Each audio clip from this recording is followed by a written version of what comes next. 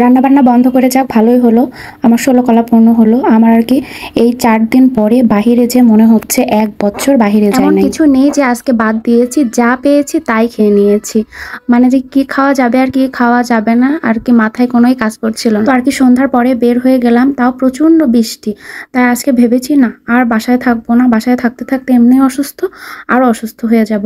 তাই বৃষ্টির মধ্যেই আর কি বের হয়ে পড়েছি। আমার তো বৃষ্টির মধ্যে ঘুরতে অনেক বেশি ভালো লাগে। গায়ে ছিটা ছিটা বৃষ্টি পড়বে আর একটু রিক্সায় ঘুরবো, আমার কাছে এটা অনেক বেশি ভালো লাগে। তো আমরা এই দোকানটায় চলে গেলাম। এখানে ছোট ছোট ফুচকার মতো পুরি পাওয়া যায়, বেশ খাওয়া হতো। এখন তো যেহেতু বাইরের খাওয়ার একটু কমই খাওয়ার চেষ্টা করি, তাই অনেক দিন পরে আর কি এই ছোট পুরিগুলা সরিষার একটা সস দিয়ে খেতে কি যে মজা। এখানে বেশ কিছু আইটেম ট্রাই করছিলাম অল্প অল্প করে। তারপরে নিয়ে নিয়েছিলাম বেগুনি।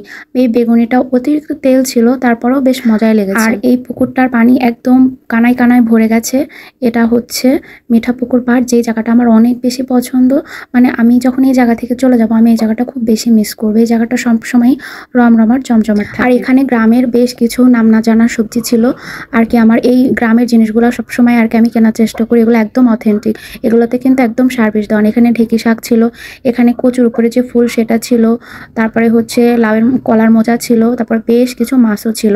তো আর কি আমরা টুকটাক বাজার করে নিয়েছিলাম এখান থেকে। আমি এখান থেকে তাল নিয়েছিলাম, এখান থেকে বেশ কলা নিয়েছিলাম। কলাগুলো একদম বললো যে গ্রাম থেকে নিয়ে এসেছে। তারপর আবার আমি আটকে গেলাম এই পেঁয়াজের সামনে।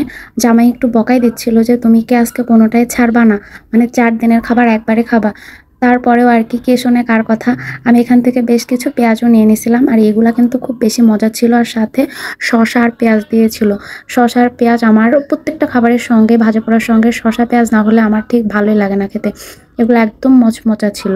তো আমি একাই খেয়ে নিচ্ছিলাম। আমি আমার জামাইকে বললাম খাও, ও বললো যে না আমি এগুলা খাই না। তো আর কি আমি খাচ্ছিলাম, আরও দাঁড়িয়ে দাঁড়িয়ে দেখছিল আমার খাওয়া। যদি আমাকে প্রত্যেকটি খাবার বলেছিল যে চলো বাসায় পার্সেল করে নিয়ে যায়, আমার না এই যে গরম গরম ভেজে দিবে দাঁড়িয়ে দাঁড়িয়ে খেতে, এটা কিন্তু আমি ভীষণ এনজয় করি। আমার কাছে তো ভালোই লাগে। বাসায় যেয়ে খেলে তো সেই বাসার খাবারের মতোই ফিলিংস কাজ করে। রাস্তায় আর কি খেতে আমার এমন করে রাস্তায় যে ফাস্টফুডগুলো খেতে খুব ভালো লাগে। তাছাড়া যখন রেস্টুরেন্টে খাবার খাই সেটার মজা আলাদা, আর এই খাবারগুলোর মজা অন্যরকম। আমার কাছে ঝালমুড়ি, ফুচকা, এই খাবারগুলা, সিঙ্গারা, চটপটি, এই খাবারগুলোও কিন্তু ভীষণ ভালো লাগে বৃষ্টির দিনে। অনেকে আছে রাস্তায় খেতে লজ্জা পায় কিংবা খায় না, বাট আমি খাওয়ার ক্ষেত্রে লজ্জা করি না। ওই যে ভোজন রসিক মানুষ, এজন্য খাওয়ার ক্ষেত্রে আমি একটু লজ্জা কমই পাই। খাওয়ার জিনিস খাবো, তাতে এত লজ্জা কি বলেন। তারপরে শেষমেশ চলে গিয়েছিলাম চায়ের দোকানে। এই চাটাও কিন্তু বেশ মজা, যদিও মাজারের চায় বেশি মজা, সবসময় মাজারে যাওয়া হয়, কিন্তু আজকে এখানেই চা খেয়েছি। আর এই চায়ের সঙ্গে এই হচ্ছে কেকটাও ছিল দারুণ মজা। আর চাতে বলেছিলাম বেশি করে আদা দিতে, যেহেতু ঠান্ডা জ্বরের মুখ, এজন্য বেশ ভালো লাগছিল। আর সাথে নাটি বিস্কুট নিয়ে নিয়েছিলাম আর হচ্ছে কেক। এই তো তারপরে চলে গিয়েছিলাম স্বপ্নতে। স্বপ্নতেও টুকটাক কিছু কেনাকাটা ছিল, সেখানে চলে গিয়েছিলাম। তো ভেবেছিলাম পরোটা নেব, তো পরোটা নাকি ওদের ফুরিয়ে গেছে, তো আর পরোটা নেওয়া। তো আমি এখান থেকে 2টা বাটি নিয়েছিলাম আর একটা হচ্ছে ডাল ভাজা নিয়েছিলাম। এই তো এই ছিল আমার ছোট্ট মিনি ব্লগ।